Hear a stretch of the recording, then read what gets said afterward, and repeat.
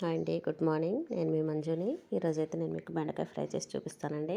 బెండకాయల్ని చక్కగా కడుక్కొని నీళ్ళంతా తడితో తుడుచుకున్నాక, బట్టతో తుడుచుకున్నాక కట్ చేసి పెట్టుకోవాలండి. వీటికి కావాల్సినవి ఆనియన్స్, వెల్లుల్లి రెబ్బలు, అలాగే కరివేపాకు, ఎండుమిర్చి, పోపు దినుసులు అనమాట. ప్యాన్ పెట్టుకొని ఆయిల్ వేసినానండి. ఆయిల్ వేడెక్కినాక పోపులు, ఆవాలు, జీలకర్ర, మినపప్పు వేసుకోవాలా. వేసుకున్నాక కొన్ని వెల్లుల్లి రెబ్బలు వేసుకోవాలా. తర్వాత ఆనియన్స్ వేసుకొని అలాగే ఎండుమిర్చి, కరివేపాకు వేసుకున్నాక వేగినాక ఈ బెండకాయ ముక్కలు అయితే వేయించుకోవాలండి. బెండకాయ ముక్కలకి మూత పెట్టకుండా వేయించుకుంటే బంక బంక ఉండకుండా ఉంటుంది అనమాట. మూత పెడితే అంత వాటర్ దిగిపోయి బంక లెక్క ఉంటుంది అనమాట. అందుకు బెండకాయని అయితే మూత పెట్టకుండానే వేయించుకోవాలండి. కొంచెం లేట్ అయినా కానీ బాగుంటుంది అనమాట. చూడండి, ఆనియన్స్ కూడా వేసిన.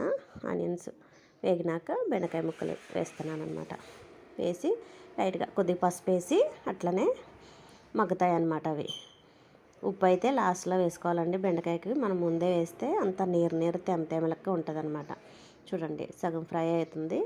అయినప్పుడు నేనైతే కొద్దిగా సాల్ట్, కొద్దిగా కారం అయితే వేసినానండి. చూడండి,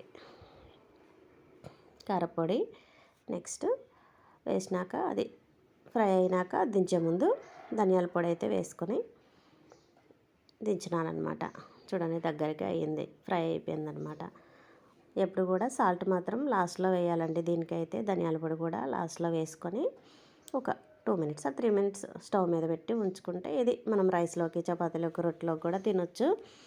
రసం పెట్టుకొని రైస్లోకి కూడా తినొచ్చండి. ఫ్రై అయింది చూడండి.